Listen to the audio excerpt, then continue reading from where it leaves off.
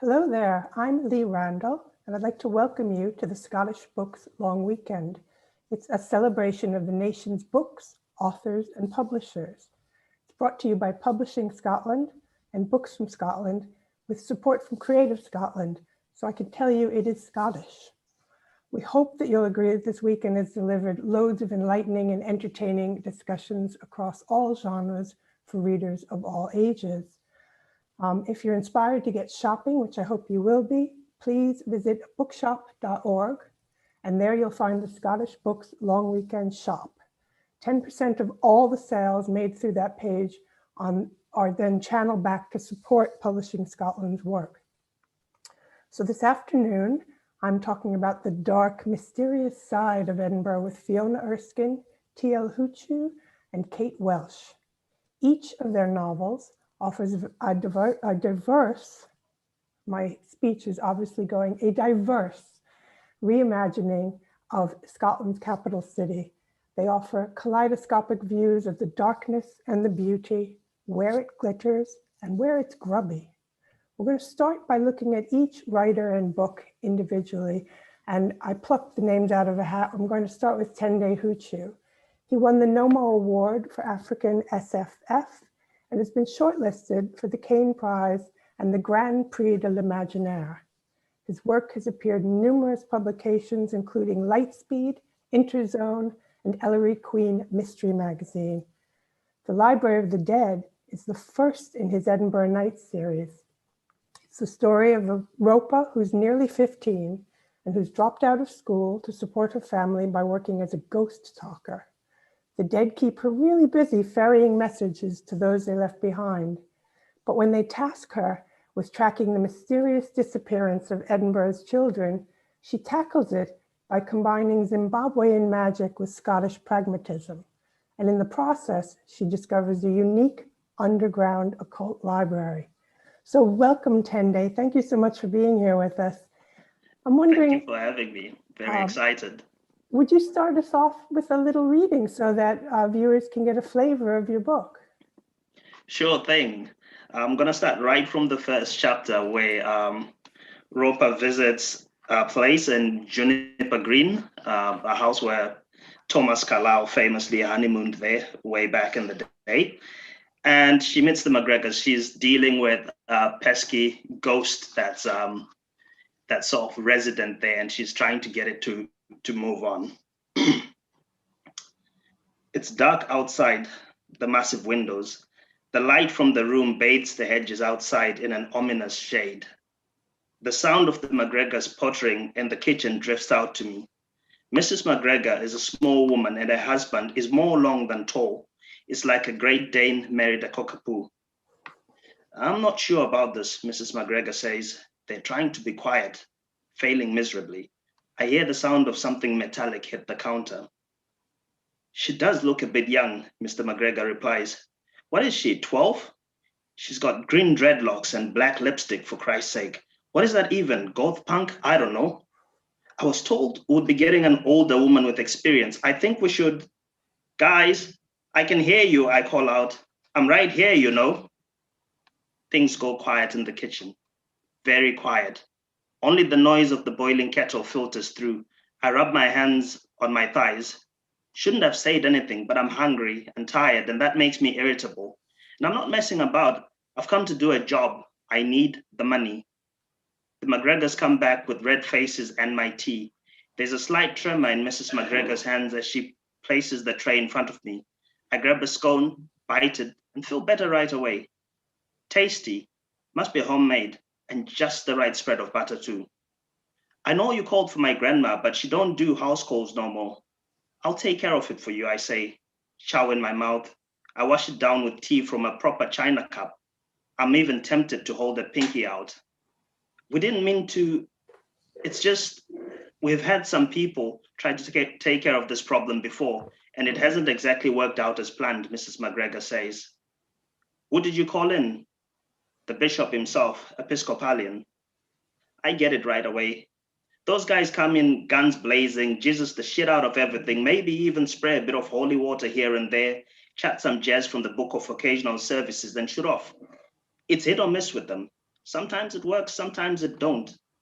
But if there's something strange in your postcode, who are you gonna call? These scones are exceptional, I say. We may be here a while. That's fantastic. That it just, you're plunged right into this world and right into Ropa. Can you tell us a bit more about her? I don't know whether it's a gift or whether it's a profession, this ability to speak to the dead. And I also would like you to tell us about the significance of those who have passed but not left and why they're part of your story. Wow, you're starting with a very good question, Lee. Thanks for that. I mean, we know certain things in the novel that Ropa has the mbira, the music instrument that she uses to communicate with ghosts. It was passed on from her grandfather.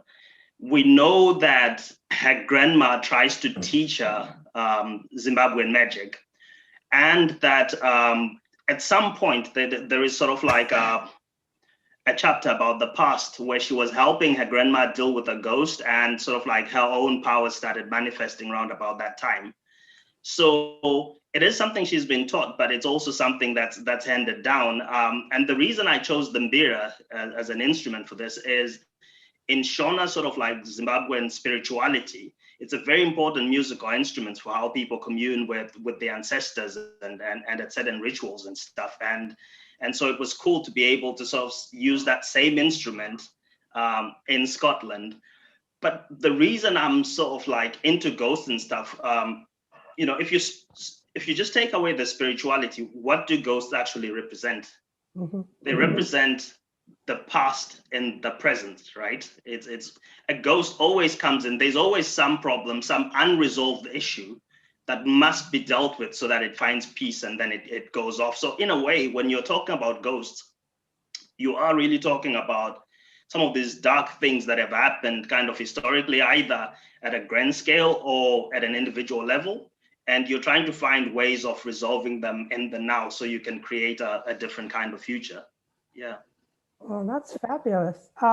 We'll talk about the past and the present and how you manifest it in the city setting later when all of us are talking together. I wanted to ask you about some of the other elements of Zimbabwean culture, because I listened to another interview you gave and you talked about this idea of not ancestor worship so much as communing with ancestors and still, and I hope I get this accurate, turning to them for advice and wisdom. And I wonder if you can talk about what other things that maybe we're missing. Can you point out some of the other Zimbabwean influences in the book? Within the text, I mean, mainly because Ropa herself is like maybe a second generation Zimbabwe immigrant, and her grandma is like from Zimbabwe. So there is, well, there is that remove between the two. And so there's sort of like a cultural fusion going on, which is kind of why it was important for me to take this instrument that's important to Shona spirituality and say, you use it here. I'm also, in a sense, trying to break down that it's sort of like the world that we live in. There isn't anything sort of like authentically, culturally pure anymore. You know what I mean? That just doesn't exist anywhere in the world at all. There are these fusions, whether we choose to recognize them or not, they are definitely there. But certainly, if we're talking about Shona spirituality, you've pretty much got your ancestors, and then you've got Mwari, who is God, pretty much. But how you get to God is through your ancestors, right? That's the medium to which you get to God. And so you've got these spirit mediums who you do certain ceremonies, and then the ancestors pretty much visit them. I wouldn't call it possession, because possession has these negative connotations. It's a very sort of like Christian thing. It's an ancestor visits the medium, and then they start telling you about the problems that you have, and they help you figure stuff out. So in a sense, it might be closer to sort of like, you know, those Victorian kind of seances that used to happen back in the day. That might be a closer analog to it than anything you get from the Christian faith. Oh, that's fascinating. It's something I don't know much about, but obviously through your books, I'm going to get to learn it.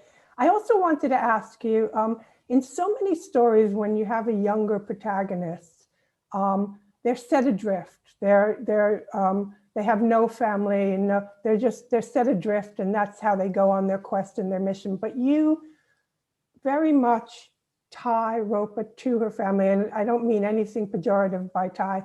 Family is hugely, hugely important in the book. And I wanted to ask what that, again, I suspect now, having listened to you, that this ties into ancestor communication, but can you explain why she's not sort of off in the wilderness and why she is very much part of a family? Well, I sort of try to have my cake and eat it in that her parents aren't on stage. We know her mom is dead. We don't know anything yet about her dad, but that's going to come through in the series. But she lives with her grand, but in order to give her that freedom that young characters need to go out into the world, because if your young character is rooted in a family, then it's like, okay, how do they get to do this without an adult authority figure just telling them you can't do that? And so novelists usually have, the character of the orphan or something like that, or the runaway to get past that problem. But what I did was I just looked at the world around us, and you have alluded to sort of like the world building of the Edinburgh that we live in. What I can say at this stage before we really get deep into it is it's a third world Edinburgh, right? It's Edinburgh as a third world city. And what I did there is I had a 15-year-old go out and work. Now, I used to work as a podiatrist. I trained as a podiatrist. And a lot of my clients then were older people. And there'll be people telling you stuff like, yeah, I left school at 14 and went to work, and I just couldn't get my head around that. But within sort of like living memory, there are people who have been working at those ages. So essentially, I'm kind of recreating elements of the past in the future. And that's why Ropa is an actual breadwinner.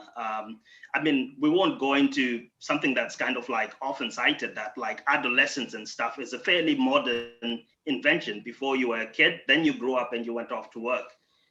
So that's the world Ropa lives in. It's a fusion of the past and the present in the future. Brilliant. Kende, I'm going to park you just temporarily, and I'm going to turn to Fiona. First, I have to get Fiona to turn her camera and her microphone back on. Are you there? There she is, Fiona. Let me introduce you to our audience. Fiona Erskine is a professional engineer and a writer, and she's based in Teesside, but she grew up in Edinburgh. She studied chemical engineering at Cambridge and has traveled the world working in fertilizer factories, oil terminals, and on construction projects. Her first two novels were The Chemical Detective and The Chemical Reaction. The newest, Phosphate Rocks, A Death in 10 Objects, is a standalone novel set in the now demolished Leith chemical factory where Fiona had her very first job. It's a mix of science and suspense. It's a tale told through overlapping stories, and it kicks off with the discovery of a mummified body encrusted in phosphate found in the abandoned chemical works. So Fiona, welcome. And again, can I get you to kick us off with a short reading so that the viewers can get a flavor of the book? Will do. The bit I'm going to read is the first introduction of John Gibson, who is the main character, a retired shift foreman who's going to help the police with the inquiry. John has a face like a well-kept grave. He arrives early one morning at Torfickan Street Police Station, a tall, thin man with cropped grey hair and the demeanour of a professional undertaker. He's neatly dressed in polished leather shoes, grey trousers with stay-pressed seam, an ironed white shirt, blue tie and burgundy V-neck jumper under a padded anorak. Despite the layers, he shivers in the slanting winter light and blinks repeatedly as he states his business at the counter. I've come about the SAI. A short, plump woman emerges from a side room with outstretched hand. She wears a black serge uniform with silver buttons and epaulettes, fair hair straight back from a round face. Mr. Gibson. She smells of flowers and reminds him of summer. Aye. Detective Inspector Rose Irvin. Her handshake is warm and surprisingly firm. Thanks for coming in. He follows her up a flight of steps and waits while she recovers her breath. Outside interview room number 2, she gestures for him to enter, but he holds the door open so she can go in first. The room is furnished with a wooden table and 4 metal chairs, the furniture marooned on a sea of blue linoleum, adrift between plain grey walls under a high barred window, and a ticking clock. On the table is a manila folder. You worked at the SAI, she asks. Scottish Agricultural Industries. Aye. We found a body in the old Leith works. John places his hands flat against the table, leaning onto it for support. Sit, she says. His complexion has paled from ivory to ash. His breathing is fast and ragged. She observes him closely as he sinks onto the chair. When he raises his eyes again, they are wide with shock. Oh, who is it? Don't know yet, she says. Oh, poor beggar. She leans forward. Any idea why there might be a dead body in your old factory? No, he shakes his head. Until I get the autopsy results, I don't know the date of death, the cause of death, whether the victim was male or female, young or old, tall or short, fat or thin. She sits back and stretches out her hands, palms upwards. She has nice hands, capable hands. Can you help me? Oh, I can try. She opens the folder and shows John the photographs. What can you tell me? His shiver turns to a shudder. Poor beggar died before 1997. Why did you say that? John wrinkles his brow. Production stopped. I see. And after 1955, he adds. When production started? She frowns. A 42-year window. He nods. His working life. Oh, Thanks. thank you so much. Thank you. So you, 10 Days revealed that he was a podiatrist. Your bio says, I'm just going to quote you here, I've turned rock into fertilizer, recycled solvents, recovered precious metals, brought medicines to market, made amazing new polymers, demolished factories, and directed international construction projects, which is definitely not normal training for an author. But because it's the inspiration for this book, can you tell us a little bit about the Leith factory and what it did? Yeah, so Scottish Agricultural Industries, it was part of ICI, Imperial Chemical Industries, and basically made fertilizer, which was used in Scottish farming. And most of the raw materials arrived by ship, so phosphate rock, potash, sulfur, and it left in lovely bags with a big SAI blue logo on it. And yeah, it was a fantastic first job because I came out of university thinking I knew everything, and I had to work in a factory to understand that I knew nothing. And so it was, but they had a great training program and sent me off to learn to weld and use machine tools and all sorts of stuff. So it was a really, really good training, and also let you make mistakes, because I think one of the hardest things for people who work in high hazard industries is that you really can't make mistakes. You know, everything is so critical. But this was, relatively speaking, a relatively low hazard. And you could kind of mix things together. So if you did make a mistake, you'd take a pile of the stuff that you'd made wrong and you'd mix it with a pile of the stuff that someone else had made wrong, and you'd get something that was, you know, okay in the middle. I can say this now because the factory's closed. And whereabouts was it? It's in Leith. It was in Leith Docks, so okay. not far from where Ocean Terminal is now. Yeah. So how do you go from that career to writing novels?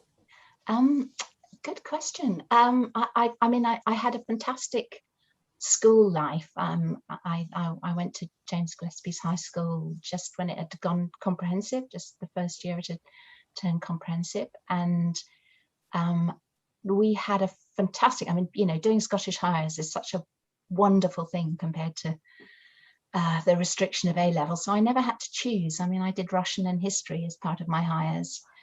So, you know, nowadays I really feel for kids who are asked to make a choice at age 15 or even earlier about whether they're going to do science or arts, because, you know, I think as rounded human beings, we need to do both. It's not an either or, it's kind of part of what's interesting in the world. So I'd always loved stories. I've got 2 children who are now grown up, and I've always really enjoyed reading to them, and I was read to as a child. And so, yeah, when they left home, I just had all these kind of ideas that I hadn't had time to put down. So I started writing, but I didn't start writing till I was 50. So, and it's been brilliant. Now I can't stop. Please don't. There are 10 objects. I alluded to this when I read the subtitle earlier.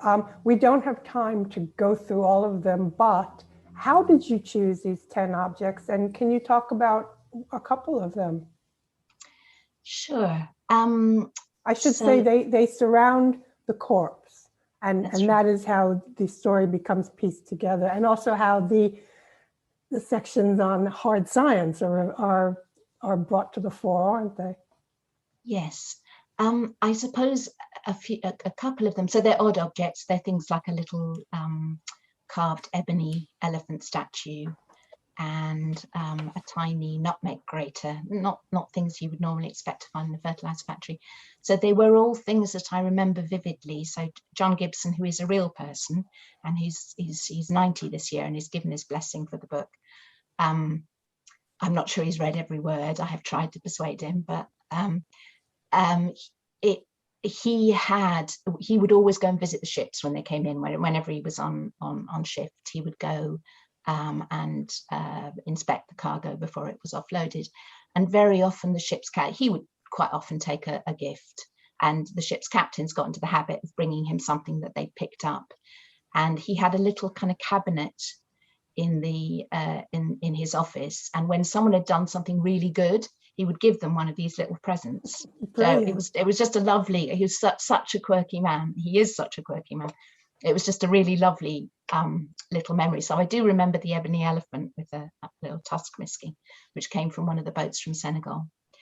So most of them kind of were kind of related. Some of them, like the nutmeg grater, it was because I had to work so hard to fit in, being a bit posh and a bit I don't know, you know, coming from a very academic kind of slant, and having to learn how to work in an operating environment.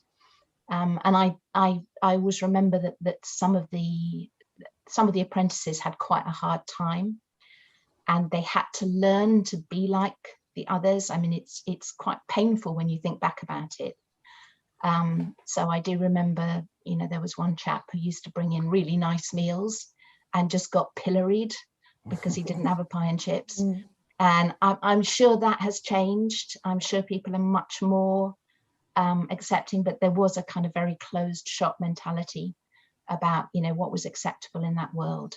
So all of the objects were kind of, it wasn't hard to find them, put it that way. There's a really good question from the audience. How did you recall so much about that time of your life? Was it because you kept a diary? I kept a diary, and I'm so cross with myself, but it was all about affairs of the heart. And, you know, I didn't write down anything that was useful. So yes, it's really, a note to all diary writers. Look outside. My diary was all internal. It's one of those funny things. It was an NaNoWriMo. So I'd started writing fiction. I thought it was absolutely brilliant. I thought it was the new James Bond. I had all these great ideas, and everybody that I gave to read it, you know, people that I loved or respected, or both, found other things to do and wouldn't give me any feedback. And I gradually realized it was utter rubbish, and that all the things that I had, you know, vivid in my head, I had not managed to get them onto paper. So I had to go back and start from scratch and do some courses and actually learn to write. But in that kind of period of me being really grumpy and cross, that people, you know, had failed to recognize my clear talent, which was non-existent, I did NaNoWriMo because I was really enjoying just the flow of writing. And I just started with the I remember. And, you know, it just from there, it's amazing what came back. Yeah. So no, I wish I had kept a diary, but no, I can tell you about every single boy I ever snogged, but I can't tell you much about the fertilizer plant, unfortunately. Well, listen, there's books in that as well. So just keep that on the back burner. That's going to be useful. Just before I go to Kate, because this is actually quite relevant, were you the only woman on the job, or what was the gender distribution? Wonderful Ruth, the receptionist, and there was another engineer who started shortly after me, a female mechanical engineer, who confusingly was also called Fiona. But I was the only one who worked shifts, so that was the difference. Yeah, but it was predominantly male.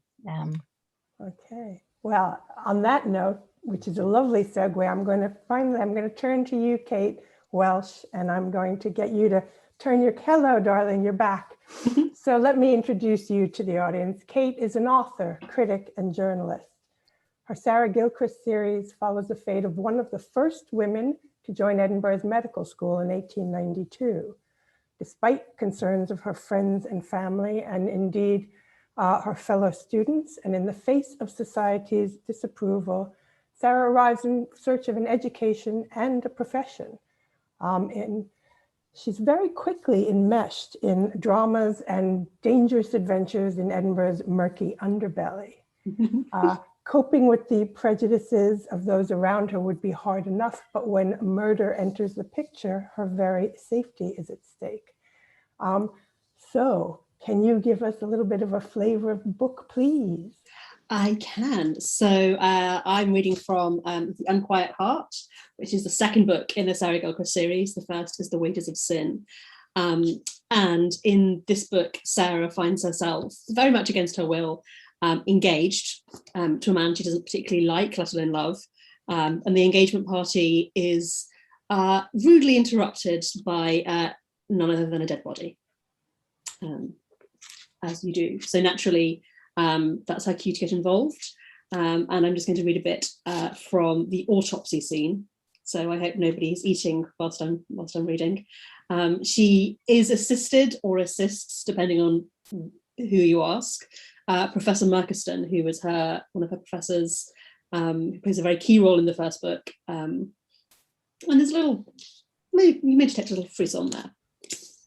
So yeah, they're just about to start dissecting the first victim. He pulled the sheet away, settling it neatly just below the pubic bone. I felt my face flush as we stood before Clara Wilson's still form, her dark hair still pinned above her head, eyes open but unseeing, unaware that her unclothed body was on display before two strangers. He nodded at my sleeves. Can you roll those up? My fingers, still numb with cold, fumbled with the tiny mother-of-pearl buttons until I could push the fabric up to my elbows. Next to his forearms, taut and sinewy, I looked absurdly out of place, delicate, fragile even. And that was one thing I had sworn never to be again. His gaze fell on the silvery scar that snaked across the inside of my wrist. It was little more than an inch, but somehow I knew that he recognized it for what it was.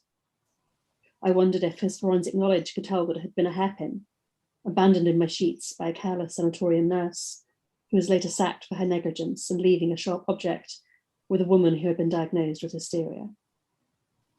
I stole a glance at his face and, instead of pity, saw understanding. I wondered if he himself had ever found existence so terrible that oblivion was preferable. No wonder he too preferred to keep company with the dead. He picked up the scalpel and made the first incision, pressing hard to cut through muscle and tissue. He drew it slowly, gently across her left breast, and I shuddered as the mottled flesh opened in the blade's wake. He paused at the centre of the breastbone and looked at me as the cut began to ooze fluid. Would you like to do the right-hand side, Miss Gilchrist? I nodded mutely and took the scalpel, warm from his grasp. As I cut into the firm, cold flesh, I felt my nerves dissipate. I moved the knife through sinew stiffened by rigor mortis. What are you doing? Murkison's voice was cool and clinical. I'm cutting through the clavicular head, through the pectoralis major, severing the lateral and median pectoral nerves. Why? So that once we've cut down the linea alba to the pubic symphysis, we can pull back our flesh from the sternum and crack open her ribs. Then we remove the organs. I drew my scalpel back when my incision met his. Nicely done. Steady hand, clean cut. We'll make a surgeon of you yet. Glowing with praise, I went in to hand him the scalpel. No, you finish this one. It was easier the second time, the body already cut open. All I had to do was lean into it and draw the blade through the flesh. Whatever echoes of life had lingered around her will vanish now. Clara Wilson was meat in the muscle, a subject, not a person. I love that juxtaposition between the very clinical description and then we crack the ribs open. It's a very fun scene to write. I do like writing autopsy scenes. Oh, I want you to tell us more about those first female medical students, because I presume that was a great inspiration to you. Absolutely. Yeah. And I'd like you to also tell us whether Sarah is based on one of them in particular. That's a very good question. So the first women to study medicine at Edinburgh were actually in the 1860s, led by Sophia Jex-Blake. They were called the Edinburgh Seven. And they were the first women to study. They studied for 4 years, but whilst they finished the course, weren't allowed to graduate, then went on to form their own women's medical schools.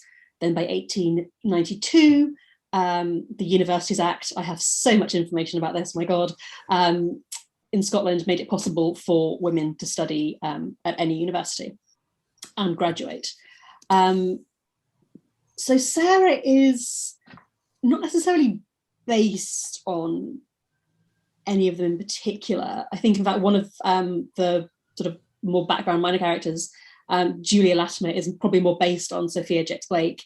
But I was inspired by the concept you get a lot in historical fiction and costume drama, where there's always this one plucky woman who defies the social norms to go and pursue a career. And it's never a group of women. We never find out what happens when that girl who's not like all the other girls suddenly ends up in a lecture hall with other people like her. So it's as much about playing with those tropes as it is about the women themselves. Although, Sophia absolutely inspired the series. There's the Old Medical School has these two plaques, one for Sophia Jex-Blake, one for Arthur Conan Doyle, who created Sherlock Holmes. And I used to pass them every day and go, there's something in that. Brilliant, really. In addition to the approbation that Sarah faces just by being an unusual standout person, and it's just a small group of female students, you've given her, and I'm not going to spoil anything by saying, you've given her problematic for her era past. Mm-hmm.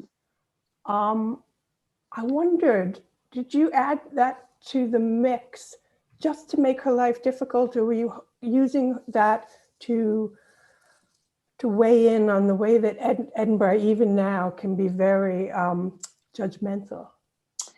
Yeah, I think it happened organically when I came up with the character. I just sort of knew that was her backstory, and it was very much a chance to explore. She's considered by her peers as a fallen woman, although we sort of later realised she wasn't fallen as much as pushed. And it's less about that one incident and more about the knock-on effect it's had on her life, which is how she ends up at Edinburgh. She's certainly during the first book suffering what I would say is probably PTSD to a certain extent. And I really wanted to explore the kind of the culture of slut shaming and victim blaming that happens even now. I mean, even at universities in the 21st century. It was an interesting thing to play with through that lens of the 19th century, because in many ways our social mores are not that different. We'd like to believe they are, but evidence suggests not. Yeah, And how tricky was it for you juggling, oh my God, I've researched all this cool stuff with, I have to keep the narrative moving. And if I put an info dump here, it's going to slow the whole thing down. How tricky was that? It's definitely tricky because there's so much stuff that I would love either to fit into one of the Sarah books or now or in the future, or I could easily go off on tangents. I'm either very boring or very interesting at parties, depending on your tolerance for weird medical Victorian trivia. I like seeding tiny little fragments of research, things that for Sarah will be very commonplace, but that a reader from our perspective would be like, oh, it's maybe a little jarring. So I like to kind of sprinkle it. It's seasoning. Some of the research is seasoning rather than the main course. Brilliant. Let me ask Fiona and Tende to come back, so we can all talk and we can all talk about things. Hello, welcome back. Lovely to see you. So you've all three found inspiration in Edinburgh in different ways. And I'd really like to get more from you about your relationship to the city. And I'm going to ask you, Tende, first, because what I understand from doing my homework is that when you started writing this book, it was not set in Edinburgh at all.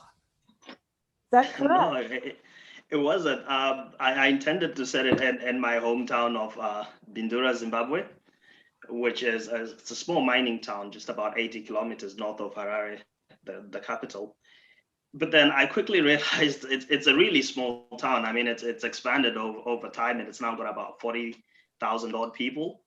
But I needed a larger canvas to draw the story on. In fact, initially I'd written a short story with the character set in Bindura, and I could only think, okay, I might as well go to the next place that I know very well, which is Edinburgh, right? So again, Edinburgh isn't the biggest city in the world, but you get a lot of additional legroom because of the history. And that added an extra layer of depth. And that's why I made that change. And as soon as I started doing that, like interesting stuff started happening, just like little moments of this serendipity. And which is why I love writing about Edinburgh. For example, the Library of the Dead itself is set in Carlton Hill. So I needed like a quirky, an interesting entranceway, right? So I was tramping through the old graveyards. I started out at sort of like, Cannon Gate, and then I moved to the old Carlton burial ground, right?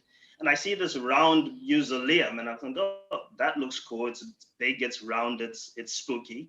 And I get there, and that's like David Hume's final resting place, right?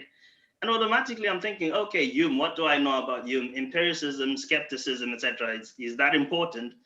Therefore, my magicians belong to the Society of Skeptical Inquirers. So the history starts happening. And I also have this really commercial magic, right? And who was David Hume's mate? Adam Smith. And so I can now justify sort of like the so there's all that coming in where I would describe the writing process as a call and response. Like I put stuff in, and then the city gives me something which moves me in a different direction. But you also, you use parts of the city like Hermiston and South Gyle and Ratho and Gorgie. These are not the parts of the city that most people write about. Where did that come from? There's this really dope China Mieville formulation in the city and the city, which is like two cities that exist in the same space, but are kind of gross topically linked. I think that's the term he uses for it, but they're separate and distinct, sort of like architecturally, culturally, etc. When you think about Edinburgh, I mean, New Haven was its own village, right? Leith was its own thing. And as the city expanded, it takes over all this space. And what most people associate with Edinburgh is what you get on the postcards, like the new town and the old town, the center, right? But there's a lot more to the city. There's this new housing developments, there's stuff being knocked down and new developments going up all the time. And I wanted to give you that sort of like, it's almost a sense of, I would say, disorientation, because there are times where, if you come in from West Hills into the city, you are pretty much going to a different place, maybe even culturally to a certain extent. And those distortions and those contradictions are things that I enjoy embedding into my work, because it just makes a place feel a lot more real than, you know, a planned setting that is uniform and has no divergences. And for you, Kate, how important was it to you? When I think of the history of medicine, full stop, Edinburgh is absolutely, it's of great importance. And I wondered, how much were you keen to bring that to the fore? It was really important to me. I mean, I guess I chose it because I was a student at Edinburgh. I was an undergraduate there. In a lot of ways, I was actually living in London when I started the first book, and it's kind of my love letter, to a very bloody love letter to Edinburgh.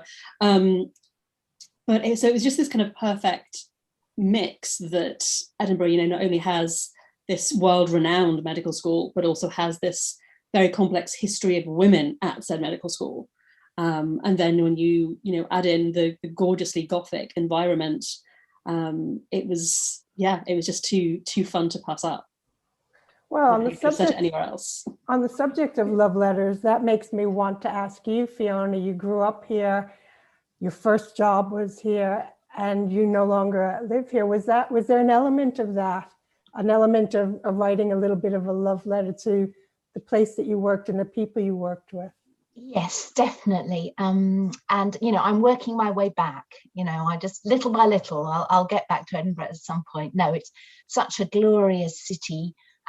But, you know, exactly as Tendai said, it's, you can be in this little cocoon in the centre and never really be fully aware of all the bits of Edinburgh. So Leith very much had its own personality, and it was very much a different part. This is long before the kind of the big developments of housing. There was a lot of industry down there, and it was actually it appeared unforgiving. It wasn't at all, and it certainly wasn't unfriendly, but it was just alien, I suppose, to somebody like me who'd grown up in the centre. So yeah, I absolutely adore Edinburgh. I think there's something about the light. I think there's just, you know, it's only when you go back that you remember. And a bit like you said, Kate, I find it much easier to write about places when I'm not there, because it's almost the difference. It's the difference between your own surroundings that makes you think about what it is that's different, and kind of helps you find the words to describe the place that you're trying to write about. Yeah, so Edinburgh has a very important place in my heart. Mm-hmm. Well, given that the theme of this event is about the Gothic nature, this morning in the shower, I had like a little epiphany, and I was thinking really about how, for me, Edinburgh is I always look sideways. When I'm in Glasgow, I look up, because the Victorians were mad for caryatids and columns and stuff. But in Edinburgh, I always look sideways, because there'll be suddenly a bow window jetting out, and there are all the little lanes and byways and strange random staircases. How much do you guys think that the actual geography of this place lends to this kind of spooky atmosphere? I mean, every now and then I'll just look up and I'll be like, holy cow, there's a castle in the middle of town. I sometimes forget it's there, or you look over the other way and it's like, and there's another extinct volcano. And then you look down on the Cowgate and you think, my God, it must have been pitch black here some days, you know, with the smoke and when the tenements were. So we'll go in reverse order now. Fiona, what do you think? Am I crazy, or do you think geography has a role to play in this? Oh, I think you're absolutely right. I think for me, I was trying to write about an industry. I was trying to paint a picture of a factory. So I guess in theory, that factory could have been anywhere. So perhaps less in this book, but, you know, I think you're absolutely right. There's so many. I was thinking of Jenny Fagan's Luck and Booth, and, you know, books like that, which kind of bring out the kind of wonderful kind of Gothic mystery of Edinburgh. And Tende? Yeah, I don't know what I would add to that, because sort of like the way you feel about the place, and I find myself questioning myself sometimes that, is this the way the place actually feels, or is this just something that you're getting from the culture that tells you this is how you're supposed to feel about a certain place in time? And certainly the geography lends to it. I mean, you get these gray, overcast days, the and the general architecture. But I also think that whatever we're doing while writing, we're also working within a certain kind of tradition, a literature that's developed over time. I think one of my favorites of like Edinburgh Gothic novels is James Hogg's Confessions of a Justified Sinner. I mean, there is this great scene on Arthur's Seat where sort of like the protagonist meets the murderer, but can't quite tell whether he's seeing a human being or it's a devil coming to him in the, from the fog. And Edinburgh certainly has those moments where you're not even quite sure what just appeared in the corner of your eye as you're going around it. So it's a very difficult aesthetic to you know it when you see it, or at least when you read it as well. Yeah. But your version of Edinburgh is a kind of once in future. I call it the once in future city because you do things like you reflood the Norlaw.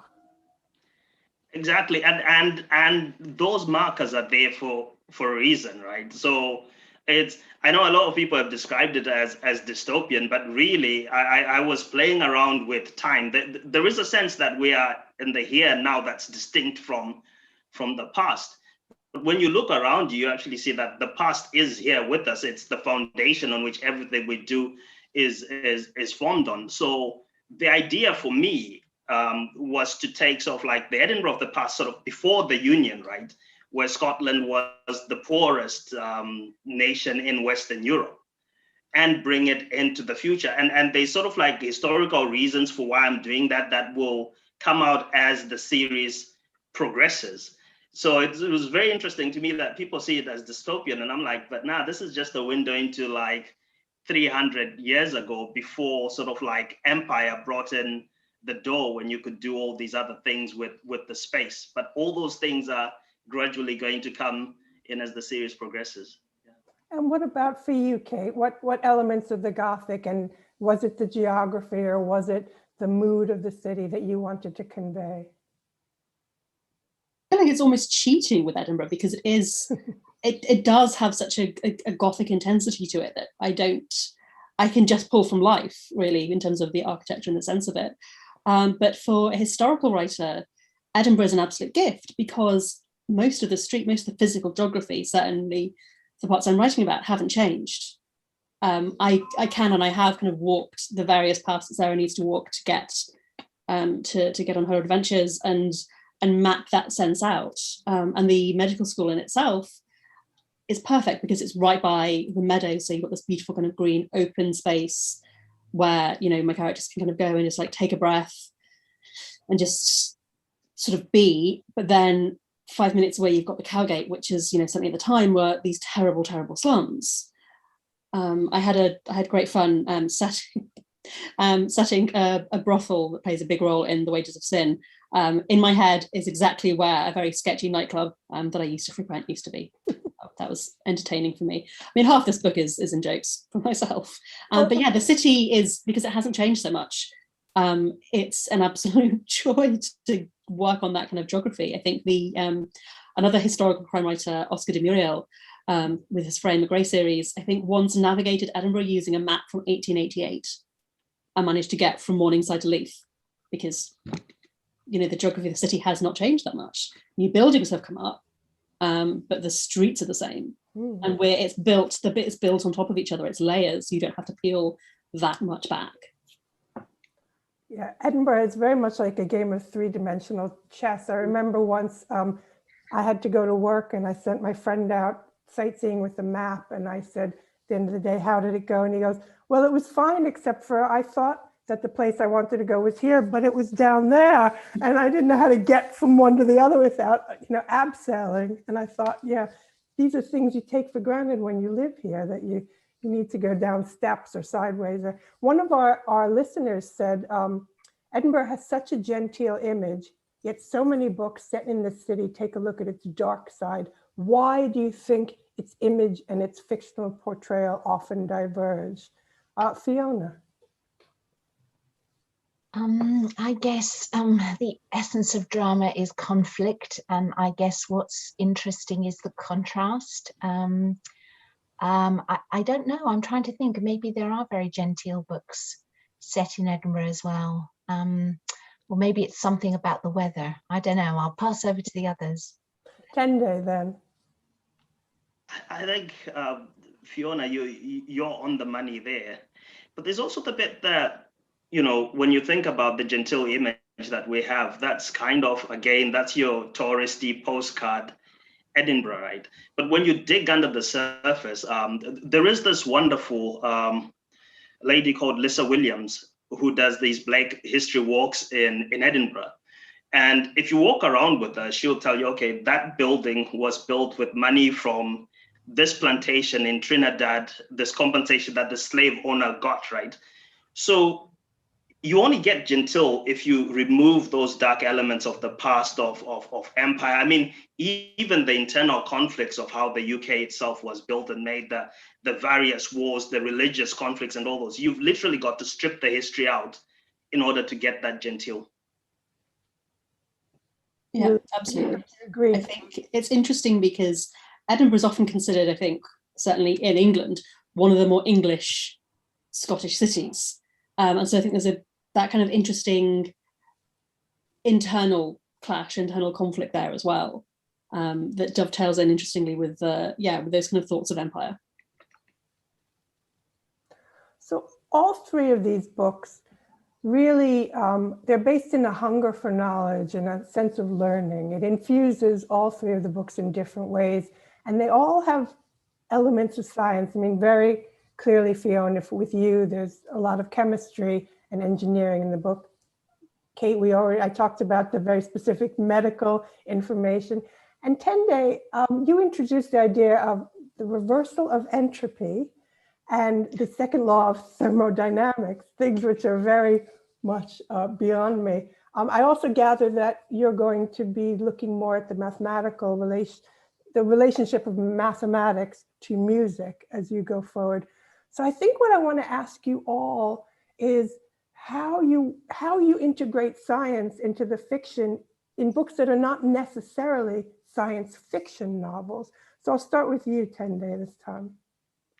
I'm worried right now because Fiona's here. I mean, I'm the guy who scraped by with like a C for A-level maths and a D for physics, right? So you have to take anything I put there with a pinch of salt. But I read a lot of sort of like popular science and that kind of thing. I don't have the mathematical brain to be able to follow it. But the reason I used this again was for me writing the story in Edinburgh, right? If I say entropy, we're thinking of Maxwell, James Clerk Maxwell. If we think of Scotland in general, we're also thinking of Lord Kelvin and those developments, because what I'm trying to do is to have a magic system. It's called scientific magic, which is in itself, it's an oxymoron, right? You either have something that's scientific or it's pure magic. It can't be both. But the reason I am doing that is sort of like trying to depict the history and sort of like all these other things that have led to a certain magical system. And it's still very early on in the series, but there are big reasons for why these things are there, because it enables me to bring in some of these historical figures, and we can start talking about the effects of the past and how that's created the world that we live in today. Yeah. And what about you, Kate? I I didn't even make it to A-level science. I had probably the least scientific mind of all of us. I'm interested in bodies and the way and what they reveal, even when we don't intend them to, whether it's, the blush that shows that you're actually attracted to somebody, or, the contents of somebody's kidneys. It really intrigues me. My parents were both nurses. My dad was an A&E nurse. So any actual biology in the books was purely from him. And I actually grew up, he went into lecturing, and he had these fantastic intricate model eyes and hearts that you could take apart and put together again. I'm fascinated, for me, in the way that our bodies betray us, the way they can break down, the constraints we have, and the philosophies we have around it as well. It's particularly interesting. We've got the late 19th century for Sarah, all the bizarre sexology stuff is just about to kick off. There's some very, they're still not entirely sure that a woman's womb won't wander and choke her if she reads too much. It's fascinating, and thinking, at the time they thought they were the pinnacle of scientific knowledge. You know, we think that now. How much do we have still to learn? The body is weird and disgusting and awesome. It's an amazing, especially when you cut it open, which I've never done. No. Fiona, finally, what about for you? Well, I think Kate's put it beautifully. I mean, you know, science is about asking questions. This idea that science is about certainty is, you know, I don't know where that comes from. And so, you know, in the end, I think what all of us want to do is tell stories. And for me, because my working life has been in engineering, you know, inevitably I want to share some of that because it's fascinating. But you know, I think when we teach children about science and when we do maths in a very kind of course you've got to, it's like everything, you've got to practice to get good at something. But I think sometimes we miss the wonder. I think sometimes we forget to kind of share just how magical it is. Tendai, I don't think it's an oxymoron. And I don't think we know everything. I think we've got, you know, we know a little bit, but exactly as Kate says, there are all sorts of theories which have been completely discredited, which people were absolutely sure about, you know, decades ago. So yeah, I think there is magic in science. And I think, you know, it is you know, the world is a wonderful place. And if we can ask questions and tell stories and share some of that wonder with others, then, you know, that's a good thing. That's fantastic. I think science is a very creative pursuit. Last question, quick fire round. We only have a few minutes left. It's from the audience. It's a fabulous question.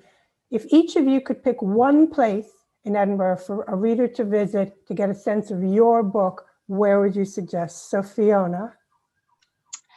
Definitely the port, and not just because my book is set in Leith, but, you know, I've visited Santos in Brazil, I visited Qingdao in China, I've been to ports all over the world, and I think they are just the most fascinating places because looking at the ships that are coming and going. So if you go down to Leith at the moment, you'll see all the cruise ships which are parked up because nobody's taking cruises because, you know, obviously because of COVID.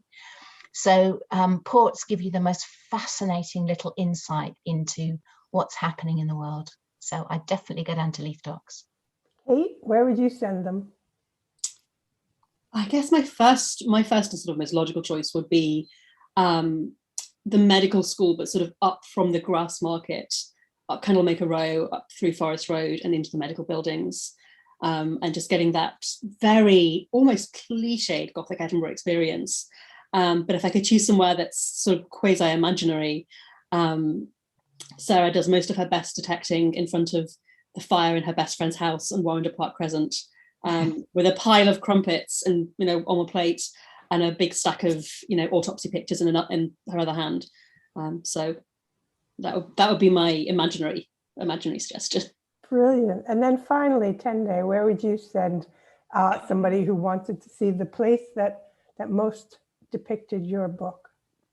Well, for me, I'm gonna cheat here. You want to start from near, you know, the bypass, sort of like Hermiston Way, right by that big roundabout, and you want to walk along the canal. So you're pretty much starting in an area with like working farmland, right?